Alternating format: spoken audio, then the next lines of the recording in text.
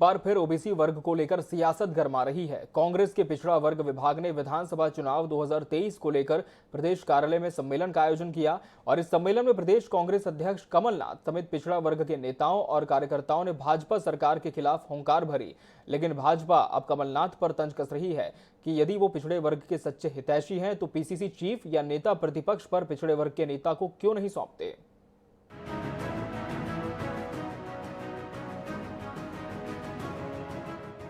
मध्य प्रदेश कांग्रेस कार्यालय में सोमवार को आयोजित कांग्रेस पिछड़ा वर्ग विभाग की बैठक में कमलनाथ ने एक बार फिर ये कहा है कि हमने ओबीसी आरक्षण की लड़ाई लड़ी और लड़ते रहेंगे।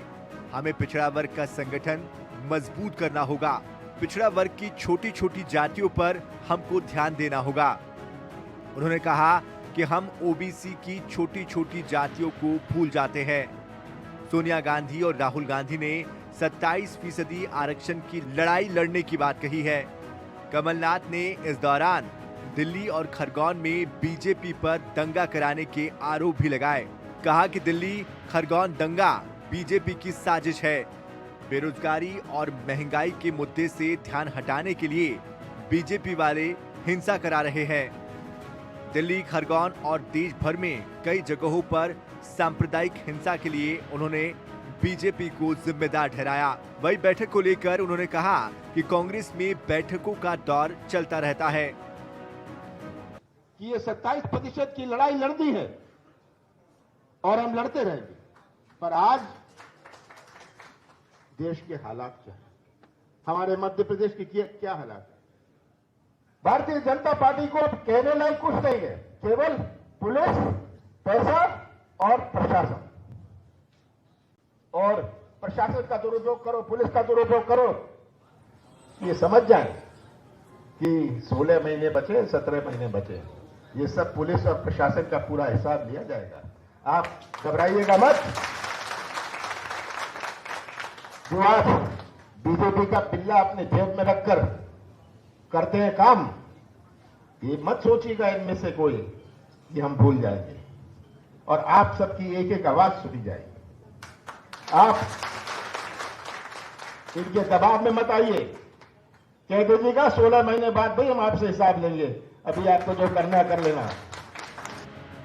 कांग्रेस के पिछड़ा वर्ग सम्मेलन में पूर्व नेता प्रतिपक्ष अजय सिंह भी मौजूद रहे।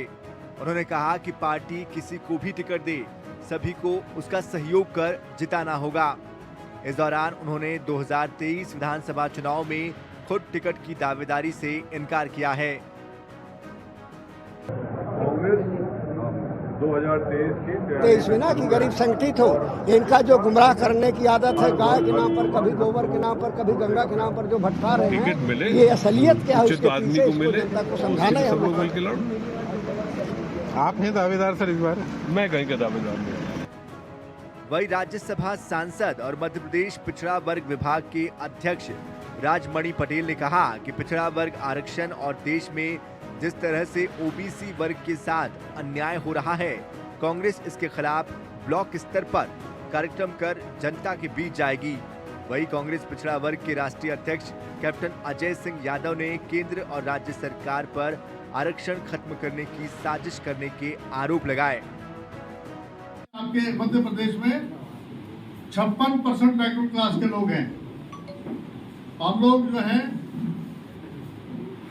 मेरा पूरा जोर होगा कि जो हमारे पिछड़ा वर्ग के लोग हैं उनको न्याय मिले, राजनीतिक तौर से, आर्थिक रूप से, सामाजिक रूप से उनको न्याय मिलना चाहिए।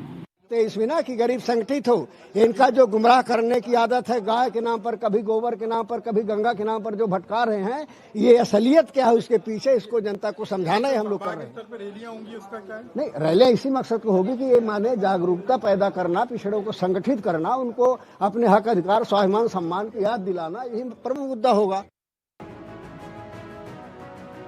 सोमवार को पिछड़ा वर्ग विभाग के सम्मेलन के दौरान प्रदेश कांग्रेस के सभी दिग्गज नेता एक मंच पर नजर आए। बताया जाता है कि कांग्रेस हाईकमान के निर्देश के बाद कांग्रेस के सभी नेता एक मंच पर बैठे। ओबीसी की बैठक में अरुण यादव, अजय सिंह, सज्जन सिंह वर्मा, जीतू पटवारी, ओबीसी प्रकोष्ठ के राष्ट्रीय अध्यक्ष अजय यादव, प्रदेश अध्यक्ष राजमणि पटेल सहित प्रकोष्ठ के जिला अध्यक्ष और प्रदेश पदाधिकारी मौजूद रहे। बैठक में साल 2023 विधानसभा चुनाव के लिए रणनीति पर भी चर्चा हुई। दिनेश शुक्ल, INS 24/7 भोपाल।